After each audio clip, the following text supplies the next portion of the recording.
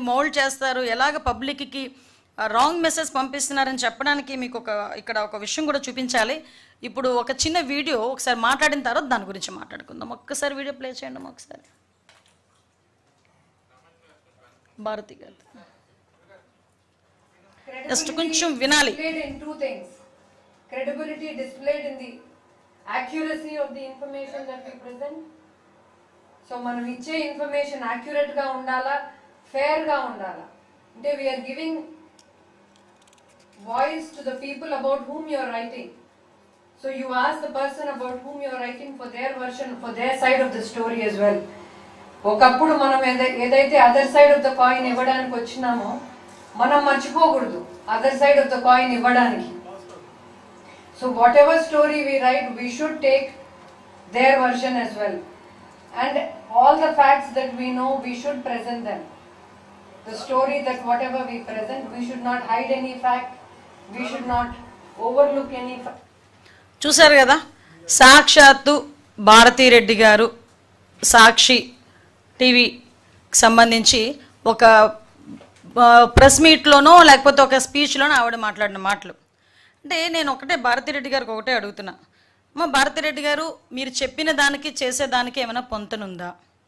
ఈరోజు ఎగ్జాంపుల్ చెప్తే వైఎస్ వివేకానందరెడ్డి గారు మీ మామగారే, మీ చిన్న మామగారే, చంపింది ఎవరో మీకు తెలుసు, కుట్లేసింది సాక్షాత్తు గంగిరెడ్డి గారు, ఐ థింక్ మీ తండ్రి గారే కదా, మీ తండ్రి గారే కదా ఆ రోజు వచ్చి కుట్లేశారు.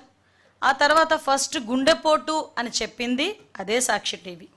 తర్వాత దానికి కుట్లేసేసారు, హాస్పిటల్కి ఎవరు హాస్పిటల్కి తీసుకెళ్లారు? గంగిరెడ్డి గారు హాస్పిటల్కే తీసుకెళ్లారు. అక్కడ గంగిరెడ్డి గారే కుట్లేశారు, అక్కడ రక్తాలు కడిగేసింది వాళ్ళ తాలూకా బంధువులే. ఆఖరికి సునీతమ్మ గనక ఆ టైంలో అడగకపోతే పోస్ట్ మార్టం కూడా చేయకుండా దహన సంస్కారాలు కూడా చేయడానికి కూడా సిద్ధపడిపోయిన పరిస్థితి. తర్వాత నెక్స్ట్ డే నారాసుర రక్త చరిత్ర అని ఒక పెద్ద బ్యానర్ ఐటెం చేసి ఈ బురదనంతటిని తీసుకొచ్చి చంద్రబాబు నాయుడు గారి మీద నెట్టడానికి ప్రయత్నం చేసి నెట్టిన పరిస్థితి. ఇవే కాకుండా అప్పటి నుంచి చెప్తున్నానండి, నేను ఎగ్జాంపుల్స్ చెప్తున్నాను. ఎగ్జాంపుల్గా అదొకటి మెయిన్ ఎగ్జాంపుల్ కాబట్టి అది ఎగ్జాంపుల్ చెప్తున్నా. ఈ రోజు పరిస్థితి చూస్తే ఒకసారి మీరు ఇంకొక క్లిప్పింగ్ ఒకసారి చూడండి.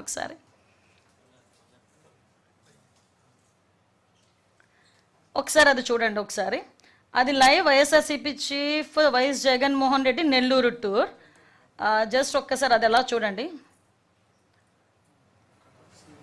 ఎస్, అక్కడ పాజ్ చేయండి అమ్మ, ఒకసారి మళ్ళీ బ్యాక్కి వెళ్ళి పాజ్ చేయండి. ఎస్, అక్కడ ఒకసారి చూడండి. వ్యవసాయ మార్కెట్ కమిటీ బంగారుపాలెం. ఈరోజు సాక్షి టీవీలో కిందన చూడండి, Nellore tour, YSRCP chief Jaganmohan Reddy Nellore tour. ఇది official page, YSRCP official, YS Congress party. Okay, ఇది సాక్షి టీవీలో వీళ్ళు ప్లే చేస్తున్నది. అంటే ఇక్కడ ఏంటంటే అక్కడ వ్యవసాయ కమిటీ బంగారుపాలెం. జస్ట్ కొంచెం అలా బ్యాక్ రండి ఒకసారి. ఇది నెల్లూరు టూర్ అని చూపిస్తారు.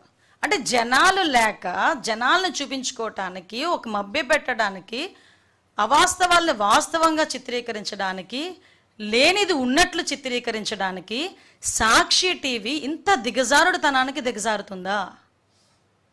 భారతిరెడ్డి గారికి నేను స్ట్రైట్ క్వశ్చన్, ఏమైంది మీ తాలూకా క్రెడిబిలిటీ?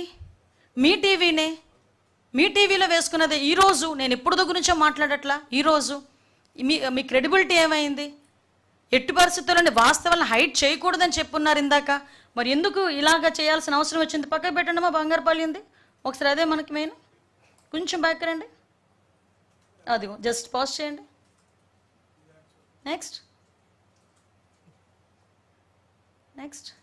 అంతవరకు ఎస్ మధ్యలో చూసారా?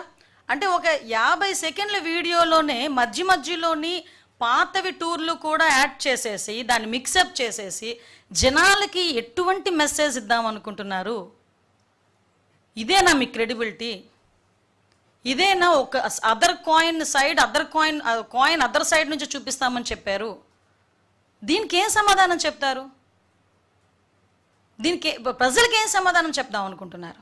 అంటే ఈ టూర్లలోని వీళ్ళు సాక్షి టీవీ పరంగా వీళ్ళు చేస్తున్న దుష్ప్రచారం ఒకవైపు, లేనిది ఉన్నట్లు ఉన్నది లేనట్లు, అవాస్తవాలను వాస్తవాలుగాను వాస్తవాలను అవాస్తవాలుగాను చిత్రీకరించే ప్రయత్నాలు చేయటం ఒక ఎత్తు. ఒక పక్క నుంచి జగన్మోహన్ రెడ్డి క్లియర్ కట్గా బయటకు వచ్చి పోలీసుల మీద దుమ్మెత్తిపోయటం, పోలీసులు నోటుకొచ్చినట్టు మాట్లాడడం, చంద్రబాబు నాయుడు గారి గురించి నోటుకొచ్చినట్టు మాట్లాడడం, లోకేష్ గారి గురించి నోటుకొచ్చినట్టు మాట్లాడటం. ఈరోజు ఆంధ్రప్రదేశ్ పరిస్థితి ఏంటి? ఆంధ్రప్రదేశ్ను ఒక గాడిలో పెట్టడానికి ముఖ్యమంత్రి గారు ఎంత కష్టపడుతున్నారు? ఒక ప్రతిపక్ష నాయకుడు హోదా లేకపోయినా ప్రతిపక్ష పార్టీకి ఒక నాయకుడిగా ఉన్నందుకు నువ్వు ఇవ్వాల్సిన ఒక సద్విమర్శలు చేయకుండా నోటుకొచ్చినట్టు ఇలాంటి మసిపూసి మారేడుకాయలు చేసే పరిస్థితి చేస్తూ ఉంటే ప్రజలు నిన్ను నమ్ముతారా? నువ్వు చేసిన ఆ రోజు చేసిన కోడికత్త వ్యవహారం, గులకరాయి వ్యవహారం అక్కడితో క్లోజ్. ఇంక అక్కడి నుంచి ప్రజలు నమ్మే పరిస్థితులు అయితే కనిపించట్లే. ఈరోజు మేము పరదాలు పెట్టట్లే, మీకు హౌస్ అరెస్టులు చేయట్లే, మీకు పర్మిషన్లు ఇస్తామంటున్నాం, కనీసం మహిళల మీద కన్సర్న్ లేదు. నేను ఈరోజు క్లియర్గా జగన్మోహన్ రెడ్డి గురించి చెప్తున్నా, నువ్వు నిజంగా యాత్ర చేయాలి, నిజంగా పరామర్శించాలంటే ప్రశాంతి రెడ్డి గారి ఇంటికి వెళ్ళి పరామర్శించు. కనీసం నీ మీద ఒక నమ్మకమైనా వస్తుంది ఎవరికైనా. అటువంటిది ప్రసన్న కుమార్ రెడ్డి ఇంటికి వెళ్ళి పరామర్శించి ఎటువంటి మెసేజ్ ఇద్దాం అనుకుంటున్నావు? ఇన్ ఫ్యూచర్లో ఎటువంటి మెసేజ్ ఇద్దాం అనుకుంటున్నావు ప్రజలకి? మహిళలకు ఏ రకంగా నీ మీద నమ్మకం కలుగుతుంది అనుకుంటున్నావు? నీ పార్టీలో ఉన్న వాళ్ళు నోటుకొచ్చినట్టు మాట్లాడితే కట్టడి చేయలేని పరిస్థితిలో నువ్వు ఉండే పరిస్థితి నీది. అది ఈరోజు ఒకటే క్లియర్గా చెప్తున్నానండి, జగన్మోహన్ రెడ్డి ఎట్టి పరిస్థితుల్లోనైనా మహిళలకి క్షమాపణ చెప్పాలి, తల్లికి చెల్లికి క్షమాపణ చెప్పాలి, మహిళలందరికీ కూడా క్షమాపణ చెప్పాల్సిన పరిస్థితి ఉంది. ముఖ్యంగా నేను భారతీరెడ్డి గారిని ఒకటే అడుగుతాను. భారతీరెడ్డి గారు, మీకే స్ట్రైట్ క్వశ్చన్, దీనికి మీరేం సమాధానం చెప్తారు? ఈరోజు మీ టీవీలోనే ఇలా మిక్స్ చేసి పాత టూర్ని కూడా ఈరోజు టూర్లో భాగంగానే చూపించుకున్న మీరు ఏం సమాధానం చెప్తారో చెప్పాల్సిందిగా భారతీరెడ్డి గారిని కోరుకుంటున్నా. అట్ ద సేమ్ టైం మళ్ళీ చెప్తున్నా, మీరు ఏదైనా మీటింగ్లు పెట్టుకోవాలనుకున్నా కూడా పర్మిషన్ ఉండడానికి మాకు ఎటువంటి అభ్యంతరం లేదు. పరామర్శలకు వెళ్తున్నారంటే మీరు ఎంతమంది వెళ్తున్నారో చెప్తే దానికి సంబంధించిన బందోబస్తు ఇవ్వడానికి కూడా మాకు ఎటువంటి అభ్యంతరం లేదు. కానీ పరామర్శ అని చెప్పి బల ప్రదర్శన చేస్తాము, అదేవిధంగా ఇష్టం వచ్చినట్టు బిహేవ్ చేస్తామంటే కనుక ఊరుకునే పరిస్థితి లేదు. మీకు ఇంకో విషయం చెప్పడం మర్చిపోయాను. ఈరోజు యాత్రలో కూడా మా ఒక కానిస్టేబుల్ మాలకొండయ్య గారు అనే కానిస్టేబుల్కి చెయ్యి ఇరిగిపోయింది. ఈరోజు ప్రసన్న కుమార్ రెడ్డి గారి ఇంటి దగ్గర ఉన్న జనాలు కావాలని తోసుకుంటూ అక్కడికి వెళ్ళి అక్కడ ఉన్న మా కానిస్టేబుల్ చెయ్యి కూడా ఇరిగిపోయే పరిస్థితి. జగన్మోహన్ రెడ్డి గారు ఏ టూర్కి వెళ్ళినా కూడా అక్కడ ఏదో ఒక ఇన్సిడెంట్ జరుగుతుంది. ఆ రోజు మీకు తెలియదు, రెంటపల్లి వెళ్ళారు, అక్కడ ముగ్గురు చనిపోయిన పరిస్థితి. పొదిలి దగ్గరికి వెళ్ళేసరికి ఆడవాళ్ళ మీద తిరిగి చెప్పులు రాళ్ళు ఇసిరే పరిస్థితి కనిపించింది. పొగాకు రైతుల దగ్గరికి వెళ్ళి పొగాకును కూడా తొక్కేసిన పరిస్థితి. మామిడిపళ్ళు రైతులు పరామర్శకి వెళ్ళి మామిడిపళ్ళను కూడా తొక్కించేసిన పరిస్థితి.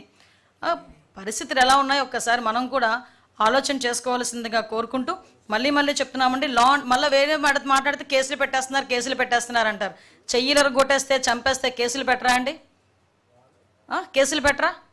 కాబట్టి మేము చెప్తున్నాం ఒకటే అండి, లా అండ్ ఆర్డర్ ఇబ్బంది కలిగేటట్టుగా ఏదైనా ఉన్నా మేము చర్యలు తీసుకుంటాం. అదేవిధంగా ప్రజలకు ఇబ్బంది కలిగేటట్టు ఏమైనా ఉన్నా కూడా కంపల్సరీగా మేము చర్యలు తీసుకుంటాం.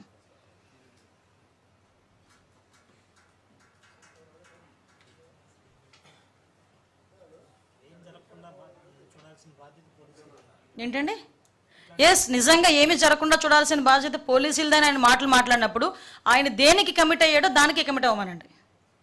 ఆయన ఆన్ పేపర్ దేనికి కమిట్ అవుతున్నారు? మేము ఇంతమందే వస్తాము, మేము ఎక్కడ జనాలు మొబిలైజ్ చేయట్లేదు, మేము పలానా దగ్గర హెలికాప్టర్ దిగుతాము, పలానా టైంకి జైలుకి వెళ్ళి పరామర్శిస్తాము, అక్కడ నుంచి ఇన్ని కిలోమీటర్లో ప్రసన్న కుమార్ రెడ్డి ఇంటికి వెళ్ళి పరామర్శిస్తాము, ఇంతమందితో వెళ్తున్నాము, వెళ్ళమనండి, మేము కూడా సహకరిస్తాం.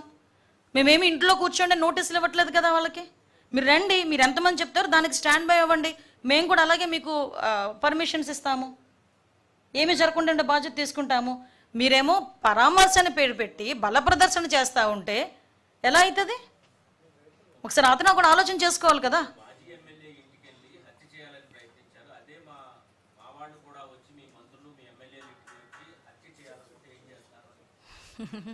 కాదండి, హత్య చేయాలి అనుకున్నారని అతను మాట్లాడుతున్నాడు. అసలు ఎందుకు ఆ సిచ్యువేషన్ వచ్చిందన్న సంగతి ఎందుకు మాట్లాడట్లా? ఇప్పుడు ఆయన అక్కడ ఉన్నాడా లేదా, ఏం జరిగింది అన్నది పోలీస్ ఎంక్వైరీలో తేలుతుంది. ఈరోజు కాకపోతే రేపైనా పబ్లిక్కి చెప్తాం. ఓకే, అసలు దానికి గల కారణాల గురించి మాట్లాడమనండి, బేస్ మాట్లాడమనండి. ఇప్పుడు ప్రసన్న కుమార్ రెడ్డి నోటుకొచ్చినట్టు వాళ్ళు మాట్లాడడం కరెక్టేనా? ప్రసన్న కుమార్ రెడ్డి చెల్లెలు వరస అయ్యే వ్యక్తి గురించి అంత వ్యక్తిత్వ హననం చేయడం కరెక్టేనా? ఆవిడ చెల్లెలు వరస అవ్వటమా అవన్నీ కాదండి, ఒక మహిళ ప్రజాప్రతినిధి, ఈరోజు సిట్టింగ్ ఎమ్మెల్యే. అలాంటి ఆవిడ గురించి నోటికొచ్చినట్టు నువ్వు పబ్లిక్ మీటింగ్లో మాట్లాడుతుంటే పక్కన కూర్చున్న మిగతా ప్రజాప్రతినిధులు చప్పట్లు కొడతారా అండి?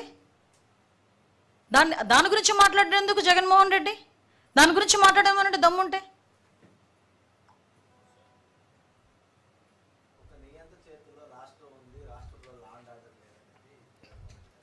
నియంత అలాంటి పదాలు ఆయనకి సూట్ అవ్వండి. ఎందుకంటే అటువంటి పదాలన్నీ కూడా బాగా యాప్ట్గా గుర్తొచ్చే వ్యక్తి జగన్మోహన్ రెడ్డి. అంటే లాస్ట్ 5 సంవత్సరాలు చూశారు నియంత పరిపాలన ఎలా ఉంటుంది, హిట్లర్ పరిపాలన